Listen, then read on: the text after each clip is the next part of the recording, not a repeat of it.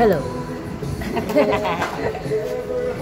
Guys, ido-document ko lang yung na-order kong halaman from Mindanao. Pinak siya ng linggo, isinip siya ng Lunes sa JRS. Guess what? Halos almost 6 days siyang nakalagay sa loob ng kahon. Well intact, as in talagang nakabalot ng tape. Nakakahon, nakabalot ng tape. Hindi ko naman siya doon pinakita sa inyo. 6 days. Tingnan natin kung okay pa ang halaman. Ha? Ito yung una. So far guys, oh, galing nilang mag-pack. As in talagang na ano na nila na master na nila mag-pack. Biruin mo 5 araw. Halos 6 na araw guys na nasa loob ng kahon pero buhay pa rin siya. Oh. Welcome home plants. ROF. Ayan. Ring of Fire. Ito, for release to kasi may Ring of Fire ako kaya lang juvenile. Laliit pa ng mga dahon. Ito pwede na to. Siguro mabibenta ko na to ng okay naman siya. Mga 300 yun. Yan. Pero mga December ba ako mag-live. Yan. Si ROF. Plant number 1. Taho tayo guys.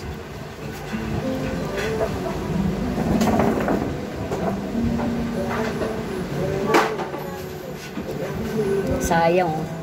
Sa sobrang tagal niya na nasa loob ng box guys. Si Giant Marble. Basa pa oh. Wow. Hindi na damage yung halaman niya oh. Basa. Si Giant Marble. Ito nabulok yung isa. Pero siguro to, old leaf. Nabulok. Pero apat yung okay. Ito nakita ko na to talagang half moon siya. Dalawa yung half moon. Giant. Ayan. Ang gulo ko no. Giant Marble. Buhay kahit basa yung dahon. Basa ang dahon na guys. Merong na tuyo. Okay naman. Almost 6 days na nasa loob ng box guys. So okay. Wow, may pa-free.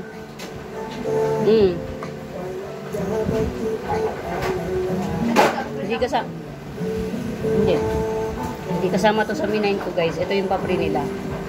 So far so good. Meron ako nito kaya lang mategi boom boom. Sana hindi mategi boom boom to. Para mabenta ko siya kahit na 100. Si Free Knives. O Free Nipes. O Free Knives. So guys. The famous Black Palm. Yan. Black Palm. Ito silver to. Silver to nasa gilid. Hindi lang na yan. Ewan kung kita nyo. Ito yung usong palm ngayon guys. Mahal siya sa market pa. Sana mag-tribe. Natuyo eh. Oh, natutsyang siya. Sana mag-tribe. Itong black palm natutsyang. Ewan ko lang kung ganda pa man din.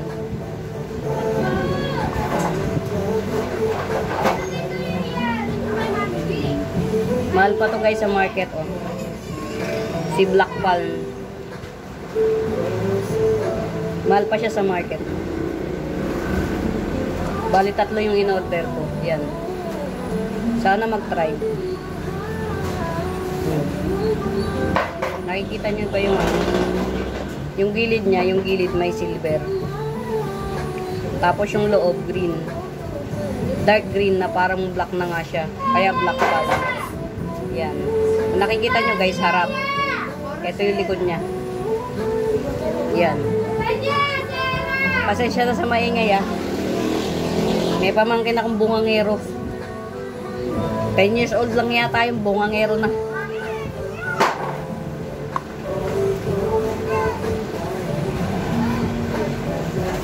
Si Red Congo. Red Congo. Alam niyo maganda kay Red Congo guys. Ang kapal ng niya, dahon niya. Parang antibay-tibay niya. Yan. Itong mahal pa to sa market guys, si Red Congo. nag-uumpisa akong mag-collect. Ngayon lang ako nag-uumpisa mag-collect ng mga nagtitrail, guys. Kasi, ang tawag dito, dahil nakakapagbenta naman ako online. Ito, hindi ko to in-order. Free pa rin. Salamat sa sa seller. Apaka generous.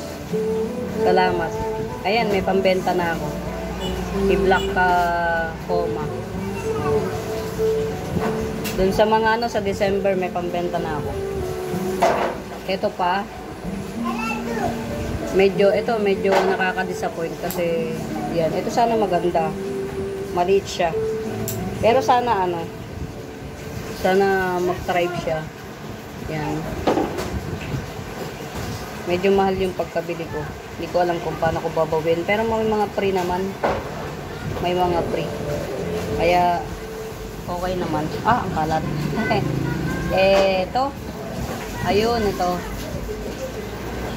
The famous si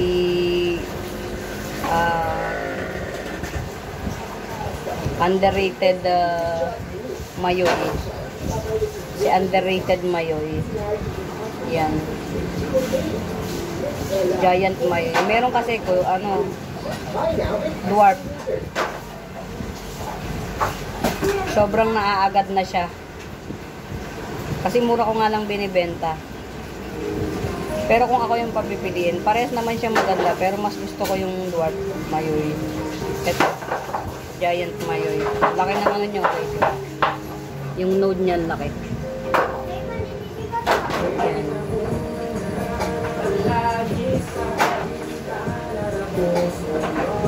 Yan. Taho.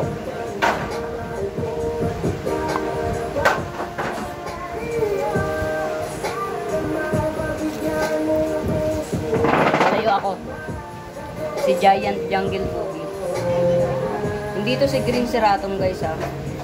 Si Jungle Boogie to. May Green Ceratum ako. Isa lang.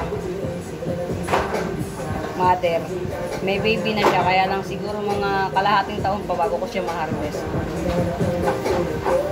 Yan. Mother lang siya. Ito si Jungle Boogie.